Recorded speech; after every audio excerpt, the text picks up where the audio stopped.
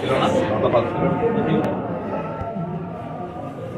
তো আমরা আজকে ডিসি অফিসে আমরা মিটিং করলাম। এখানে শ্রমিকদের প্রতিনিধি ছিল, তাদের লেবার ইউনিয়নের প্রতিনিধি ছিল এবং শ্রমিকরা নিজেরাও ছিল।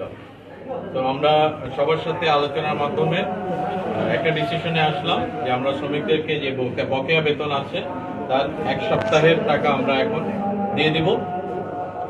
যারা মাসিক বেতন পায় তাদেরকে 1 মাসের বেতন আমরা বকেয়া বেতন দিয়ে দেব। ডিসির পক্ষ থেকে প্রত্যেক শ্রমিককে 10 কেজি করে চাল দেয়া হবে অনুদান হিসাবে। এটা পাবার পরে ইনশাআল্লাহ আগামীকালকের ভিতরে পেমেন্টটা হয়ে যাবে। এই পেমেন্টের পরে এই টাকা সংকলন করার জন্য আমরা কিবোর্ড থেকে বিশেষ অনুদান দেব, আনুমানিক 10 লক্ষ টাকা। আর কিছু টাকা আমরা ডিসির কাছ থেকে বাকিটা যেটা লাগবে এটা আমরা লোন হিসেবে নিব, পরবর্তীতে আমরা এটা ফেরত দেওয়ার ব্যবস্থা করব। বাগানের কার্যক্রম একদিন পরে শুরু হবে ইনশাল্লাহ।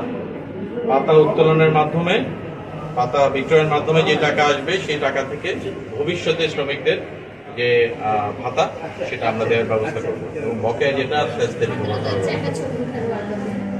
এই বাগান এর মালিক যেহেতু দেশে নেই এবং বাগানের ম্যানেজমেন্ট পুরোপুরি অকার্যকর, এই জন্য এই বাগান ম্যানেজ করার জন্য ডিসির মাধ্যমে ডিসির বিশেষ ক্ষমতা বলে বাগানের জন্য এজেন্ট নিয়োগ করা হবে। সেই এজেন্টের মাধ্যমে পরবর্তী নির্দেশ না দেওয়া পর্যন্ত এই বাগান এজেন্টের মাধ্যমে পরিচালিত হবে।